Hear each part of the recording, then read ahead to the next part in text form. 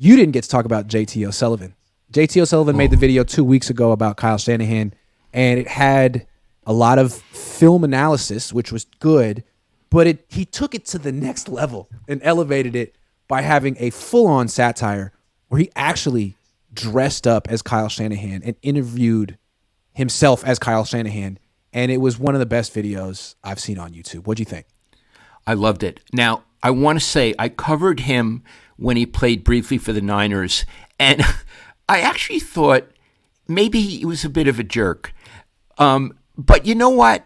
That video, I found it really convincing and endearing. That he dressed up and he looked like Shanahan, and he had his voice cadence. Iggy, yes, he had his voice cadence. He did he did the best Shanahan impression I've seen so far. Yeah, I mean, it was really great. And so here's some of my takeaways. First of all, I apologize that we're talking about it late, but I didn't have a chance before.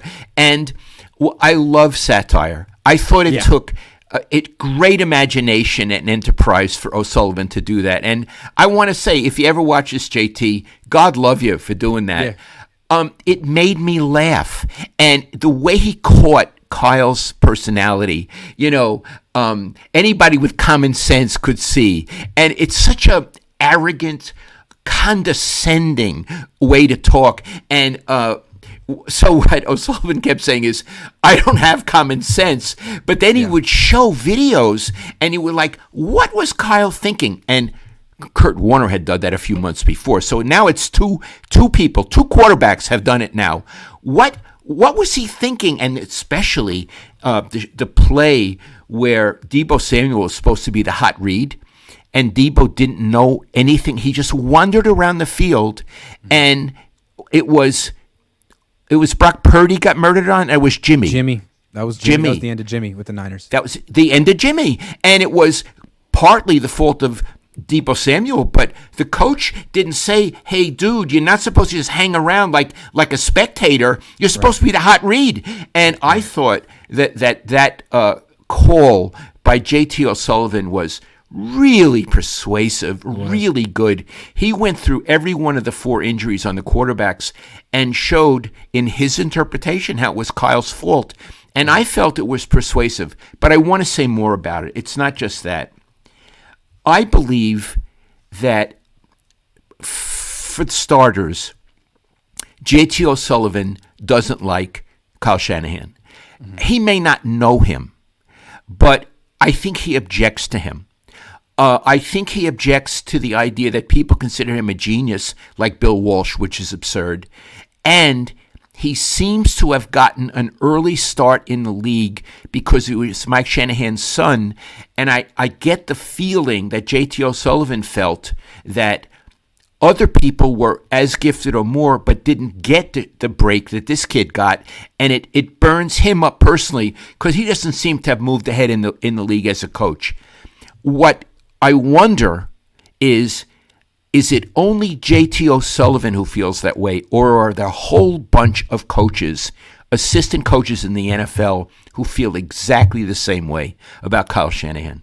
Well, when JTO said he called it the nepotism football league, I think a lot of people agree with that. I don't think he made that up. I think that's a thing, and I think you look at it like you don't have to be a nepotism hire in the NFL, but if the owners know who your dad is and they have a positive feeling of who your dad is, then you're going to get an OC job in your 20s. You'll get all the best jobs and you'll get promoted quickly. And there are people who are, position coaches, O-line coaches, D-line coaches who are really good, have been in the league a long time, but don't have a famous last name, and they're stuck. They're stuck with no way to ever get promoted. And I think that's what you said. And a lot of people resent that.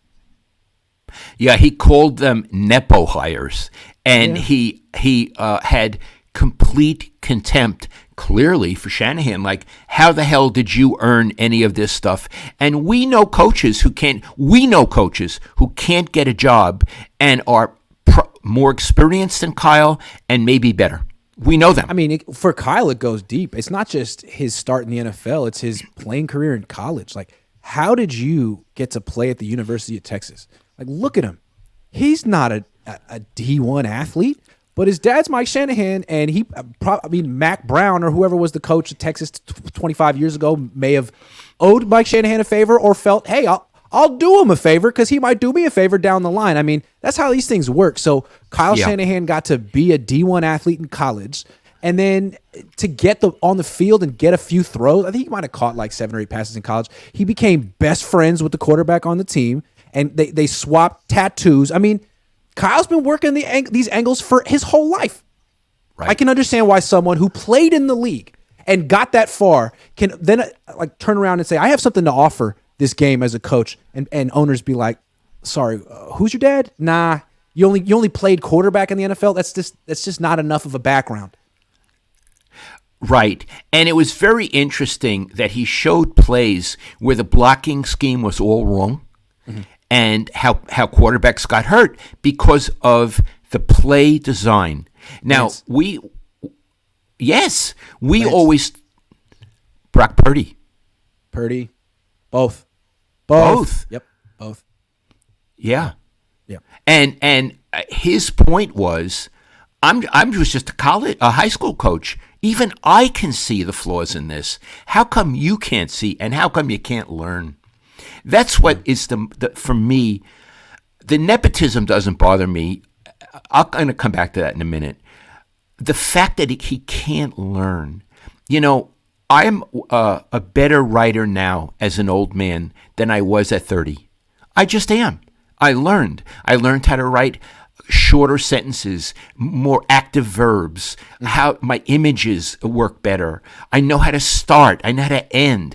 It takes experience, and I had to learn, and the learning was fun. I love the learning. I don't feel Shanahan loves the learning because he already knows everything. How can you learn if you already know everything? Right. I find it disheartening. I felt Bill Walsh. I covered his first season when he came back to Stanford. I felt he was still learning. This guy who had won 3 Super Bowls, he was in coaches' meetings. He was very curious to know other people's point of view. He was a sponge in the room. Now, he always had the final decision, and there was never any question about that. And he would disagree. And if you made a point, you had to really defend it. Iggy, it was like being in a graduate seminar at Stanford. It was so much fun. It was. Yeah.